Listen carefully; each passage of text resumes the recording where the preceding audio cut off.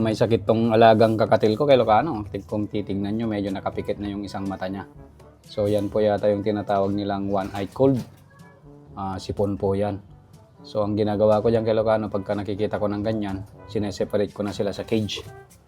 So dahil proven breeder tong dalawang to, pinagsama ko na sila kay Ilocano. So gamutin na lang natin sila pareho. Lagi kasing naulan dito sa Ilocos. Halos 2 linggo na since nung merong bagyong Bising. So malamig yung panahon, laging naulan, kaya nagkakasakit din yung mga ibon natin. Hindi natin maiwasan kay Ilocano. Dahil medyo malala na po yung hen natin, yan, nakapikit na siya, bigyan natin ng tigda 2 patak kay Ilocano. So huliin lang natin para gamutin natin. So nahuli na natin kay Ilocano, yan, namamaga na yung kanyang mata, diba?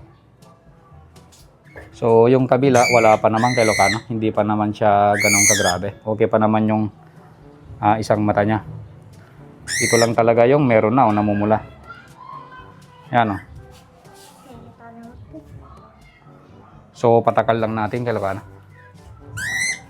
Patakan natin ng isa.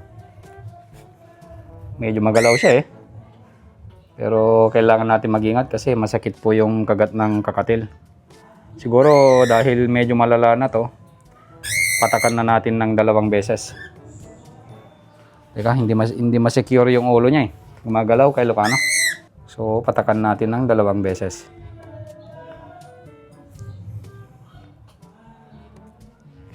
So first time ko lang tong gamitin kay Ilocano. So dito rin sa kabila kay Ilocano, kahit walang cold eye yung isa niyang mata, patakan din natin.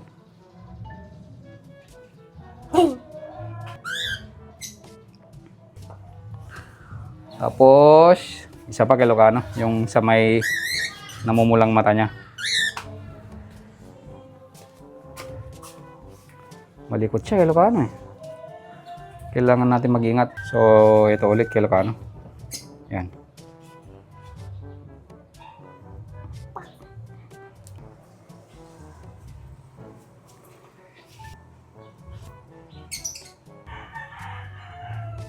Yun, mukhang ano siya kay Ilocano, naging pabor sa kanya, minumulat-mulat niya. Ayan.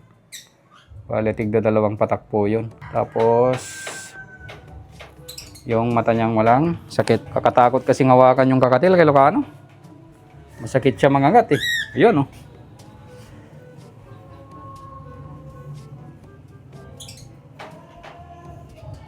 Yun. So, nagamot na natin to kay Ilocano. Hopefully, gagaling siya.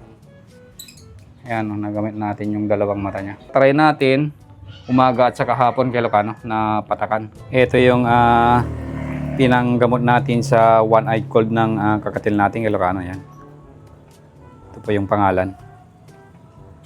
Nabibili po ito sa mga butika. So hindi ko na ginamot tong asawa niya kay Ilocano, si Guapo. So hopefully bukas tignan natin kay Ilocano kung gagaling siya. Kasi itong asawa naman niya mukhang okay naman siya. Gamutin na lang natin pagka magkasakit. So maraming salamat sa panonood. Ingat po tayong lahat.